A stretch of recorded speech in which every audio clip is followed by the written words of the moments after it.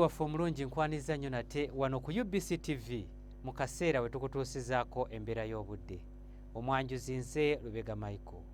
Enkuba ekyagenda mu maaso n'okutonya mu bitundu by'eggwanga ebitali bimu, era we ziweredde essaawa 3 ez'enkya ya leero.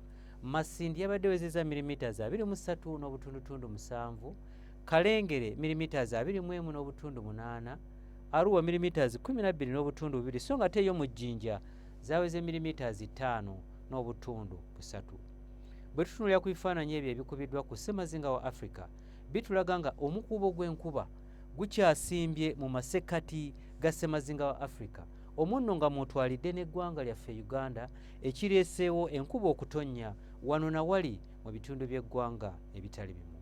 Enkya ku makya tusuubirayo enkuba okutonnya bitundu ebyo ebyetoolodde ennyanja Nalubaale mu buvanjuba awamu ne mu bukiikakkono bw'eggwanga lyaffe. Ebitundu ebiri mu masekkati ne mu bugwanjuba bw'eggwanga lyaffe tusuubira akasana okukeera okwaka. Wabula embeera eno tugisuubira okukyuka, era olw'eggulu tusuubirayo enkuba okutonnya mu bitundu by'eggwanga ebisinga obungi, nga n'awamu wajja enkuba ejja kubanga erimu okubwatuka okw'eggulu. Ebbugumu eryawagulu tulisuubira okutuuka ku degrees 30 mu bukiikakkono bw'eggwanga lyaffe, so nga ate ebitundu ebyo ebyetoolodde ennyanja Nalubaale tusuubira ebbugumu eryawagulu okutuuka ku degrees 28. Olwo yo mu nsozi ez'e Kabaale ebbugumu eryawagulu tulisuubira okutuuka ku degrees 24. Bwe tweyongerayo mu bibuga ebimu ebiri ebusukkansalo w'eggwanga lyaffe, mu London tusuubira obudde okubeera obw'ekiddedde, so nga ate yo mu Paris tusuubirayo enkuba okutonnya.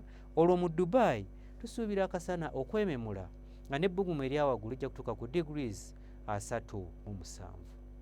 Ebyo bye tukujjidde mu kitongole ky'eggwanga ekivunaanyizibwa ku mbeera y'obudde wano ku UBC TV, n'olunaku lw'enkya tulindire mu budde bwe lumu okutuusaako embeera y'obudde.